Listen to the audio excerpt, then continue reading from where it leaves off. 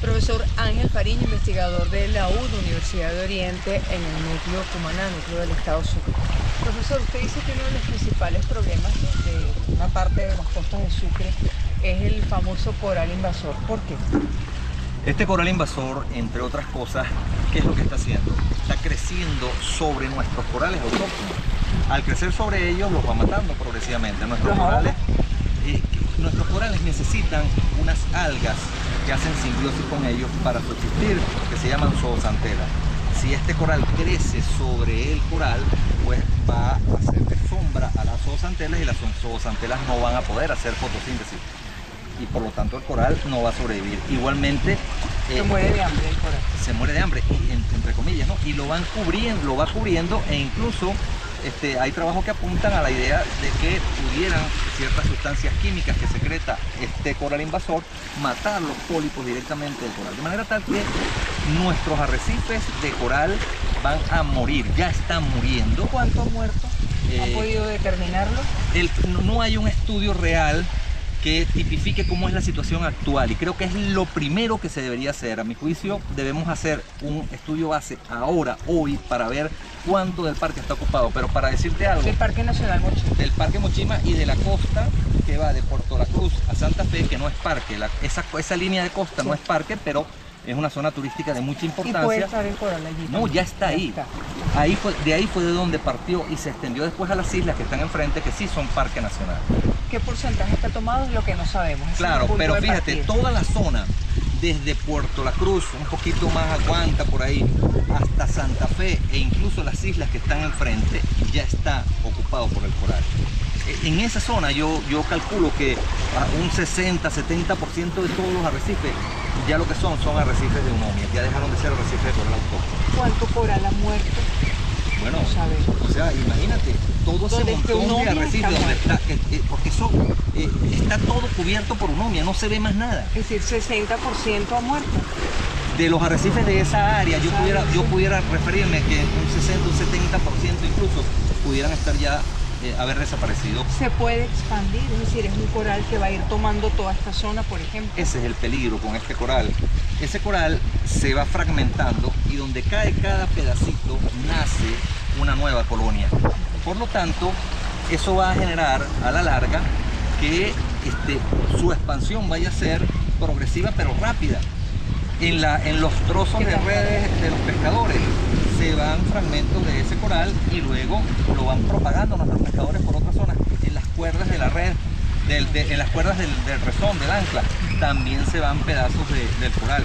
Y de esa forma, además de sus mecanismos propios de reproducción sexual que tiene, que también lo hace que se dispersen, porque él en sus fases iniciales está en forma de larvitas que pueden nadar y desplazarse con la corriente. Profesor Fariña, ¿qué otra, mata el coral, qué otras cosas, qué otros efectos tiene, qué otras consecuencias tiene sobre la fauna marina, la vida marina? Bueno, hay que entender que los arrecifes de coral son un ecosistema de los más diversos que hay en el mundo.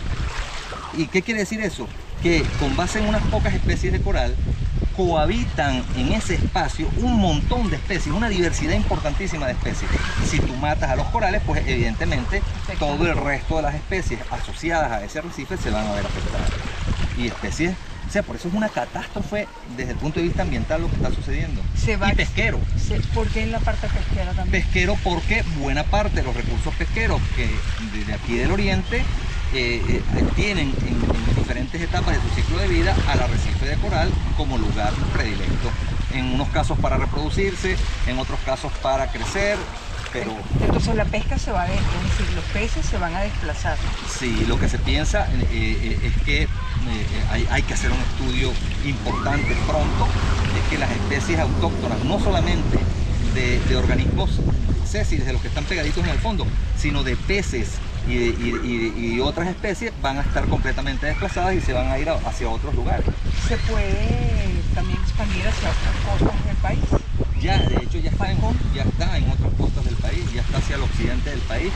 Y el problema no es solo ese, Vanessa, sino que si no se toman medidas urgentes, si no se hace algo en lo inmediato, todo el Caribe pudiera estar amenazado por este coral, porque se va a ir expandiendo progresivamente. Sale de aquí y se va a ir exactamente por esas vías que usted describió. Exactamente. En lo inmediato, usted hablaba primero de un estudio base para saber cuál es el daño que ha causado y determinar exactamente dónde está y dónde no. ¿Dónde está? ¿Cuáles son las áreas más afectadas? ¿Cuáles son las menos afectadas? ¿Dónde deberíamos priorizar? Eso hay que hacerlo en lo inmediato. ¿Y cómo se extrae el coral? Es decir, ¿qué se hace con él? No es tan sencillo. O sea, se están investigando diferentes tipos de propuestas. En la Estación Biológica de Mochima estamos realizando un trabajo interesante que puede dar resultados. Es algo experimental, todavía no hemos querido divulgar porque es algo que está empezando. Pues no tenemos todavía resultados lo suficientemente contundentes, pero hay otras formas.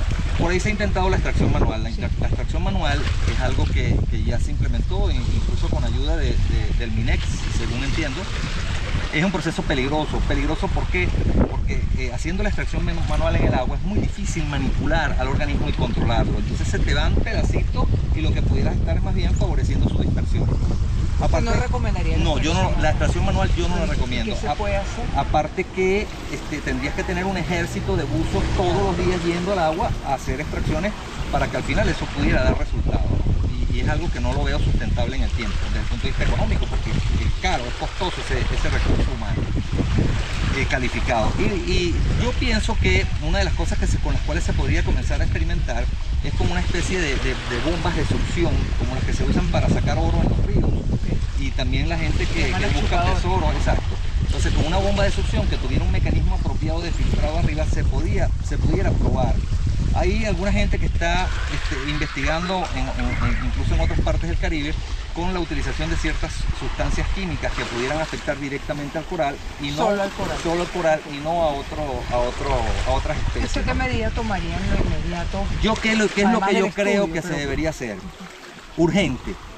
Primero, decretar el estado de emergencia ambiental. Debemos decretarlo, o sea, que se comprenda la magnitud del problema, de lo que estamos viviendo. Sobre todo por lo que usted dice, que va a afectar la alimentación. Claro, y luego, bueno, hacer un llamado a un equipo multidisciplinario internacional. Nosotros en el Caribe tenemos gente muy preparada, con mucho conocimiento, que tiene años trabajando en el área de los arrecifes y de corales. Entonces, llamarlo gente en el país que a mi juicio no ha sido tomada lo suficientemente en cuenta y que trabajan específicamente con corales durante muchos años haciendo investigación. Entonces, hacer un equipo multidisciplinario con apoyo internacional, porque al Caribe le compete, a todo el Caribe le compete, y en función de eso, delinear una estrategia mancomunada de esfuerzo con apoyos internacionales para abordar el problema. ¿Hay un tiempo para eso, profesor? Es decir, el tiempo se agota, por lo que usted dice. Es que el tiempo debió haber sido hace muchos años atrás, cuando estaba confinado a la zona de Conoma. Por allí fue donde arrancó todo. A una persona que comercializaba con organismos de acuario se le ocurrió la genial idea, entre comillas, de soltarlo allí para después ir colectar y vender esos organismos, ¿no? Luego, aparentemente la persona se fue, no sabemos dónde está, cuál es su paradero, preso debería estar. Y todo ese coral comenzó a diseminarse. Al principio estaba confinadito a esa área, a esa zona Conoma, Conomita, esa área por allí. Después llegó a las Islas Harapos y a partir de allí comenzó su expansión ya.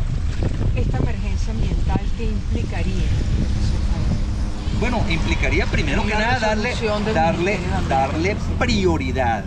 O sea, la prioridad en estos momentos, a mi juicio, en materia medioambiental relacionada con el medio marino debe ser esta.